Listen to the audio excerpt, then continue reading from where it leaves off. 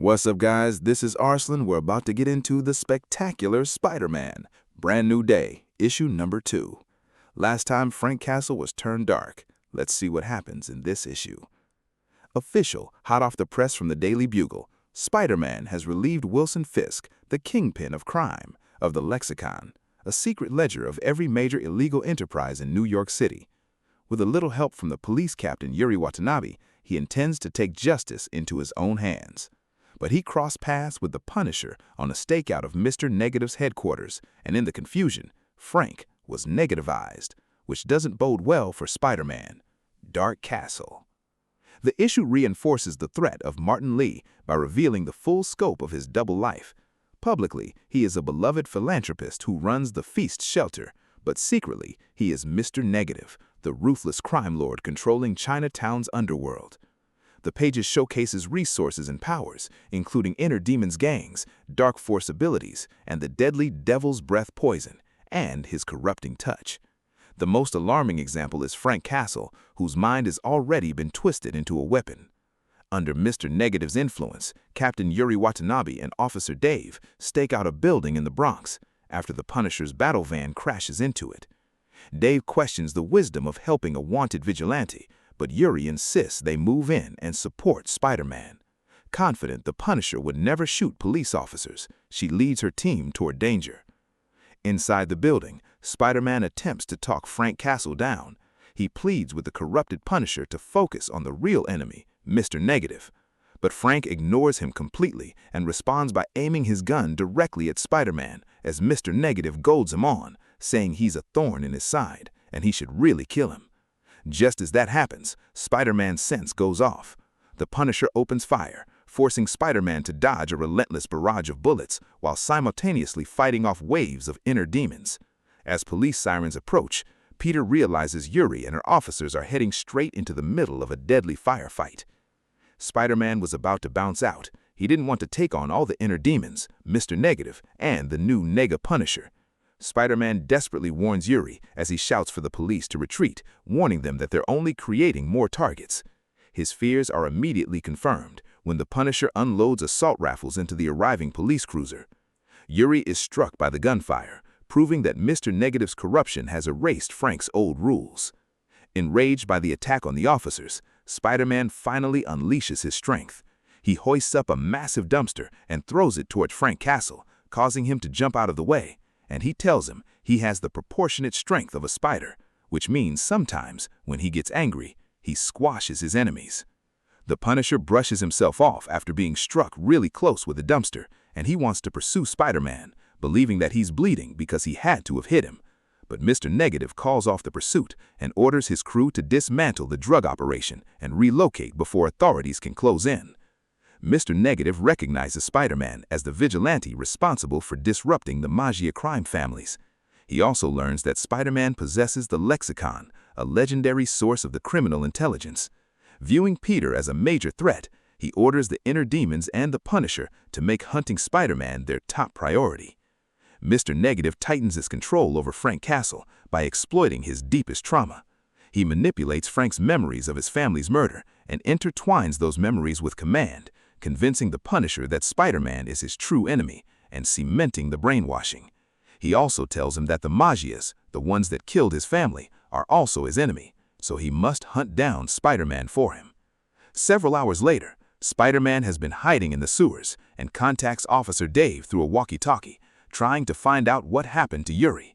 Dave confirms that Yuri survived, but warns Peter not to contact her again because that puts everyone at risk. Emerging from the sewer, Peter discovers 32 missed calls from Aunt May.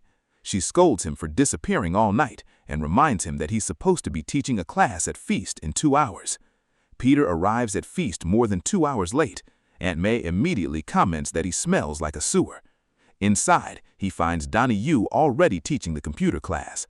Donnie hands the class over and explains that Martin Lee needs him elsewhere for more important work. And well, Peter is unemployed, as Billy Briggs says he got burned. As Donnie helps Gramps Bo create a secure passer, Peter struggles to focus on teaching, as the two practice kung fu abilities, as Donnie tries to touch his computer that's not his, and Gramps keeps stopping him by blocking his movements. His thoughts remain fixed on Mr. Negative and the corrupted Punisher. Ironically, while trying to solve the mystery, he sits surrounded by computers capable of helping him investigate, and he wonders, what could he do with them? Peter turns the lesson into a research exercise, using the class as cover to conduct an online investigation into Mr. Negative. But Donnie Yu says, is it a good idea using F.E.A.S.T computers in Chinatown to look up Mr. Negative? And Peter responds by saying it was randomly chosen. What's the big idea? Billy Briggs said it'd be better if they took off the child protective locks so he could actually do more research, and both of them simultaneously say no. As that happens, one of the students say they've hit a dead end, and that really inspires Spider-Man, telling him what he needs to do next. Peter Parker says the class is to miss and runs off. As he does, Donnie Yu is puzzled and goes to tell his grandfather he has to go do his other job that Martin Lee gave him to. And we find out he's one of the inner demons as we see him put on his gear. Next, Spider-Man heads to the Daily Bugle to ask Robbie Robertson for some help. He needs to access old stories they never release. They call it the Crypt, and Robbie tells him to use his inside voice. With that being said, he lets him know that the computers are level number 22 and gives him an access code, as Peter Parker tells him it's for a friend, and Robbie says, "Tell your friend I said hi." Spider-Man scales the skyscraper while reflecting on the magical spell cast by Dr. Strange that allows Spider-Man and Peter Parker to appear separately without anyone realizing they're the same person. Robbie thinks they're a team now. After sneaking past security, he enters an office to meet an investigative reporter, Nora Winters. At least by accident, she was there and brought food in and told him not to tell anybody. She'll keep his secret. Deep beneath the F.E.A.S.T Center, Mr. Negative's secret headquarters come into view. The corrupted Punisher waits alongside the inner demons for new orders. He wants to hunt the Spider-Man, but Donnie Yu reveals that the police tracked Spider-Man's internet searches and even hacked his webcam, allowing them to pinpoint Spider-Man's location. On the 22nd floor of the DB building, Spider-Man and Nora Winters review their growing investigation into Mr. Negative. Peter reveals that he possesses the Lexicon, an industrial criminal encyclopedia containing information on New York's major crime families. He also mentions Rudy Rovish, a former police officer who managed to break free from Mr. Negative's control, and he wants to know how. Before they can continue, Spider-Man's senses erupt with an intense warning.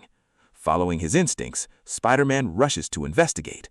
Looking out the window, he is stunned to find the Punisher hovering outside and a heavily armed helicopter emblazoned with his iconic skull symbol. Spider-Man tells the Punisher to stop before he regrets what he's doing, but the Punisher says, "Goodbye." The Punisher immediately launches a devastating assault. Machine gun fire, missiles tear into the building as Spider-Man watches in shock. The end of the page with a massive explosion that shatters windows and engulfs the area in chaos, concluding the issue with a dramatic cliffhanger and the title card saying, "Dark Castle. Next time." What do you think? There's a next time after this. Let's find out what happens next in the spectacular Spider-Man 3, Brand New Day. We gotta find out what happens when Nega Punisher takes on Spider-Man. Hopefully Spider-Man can get him back so these two can team up and take out Mr. Lee. He deserves what's coming to him. Stay tuned for more issues to come. That's all. I'll catch you all later. Bye.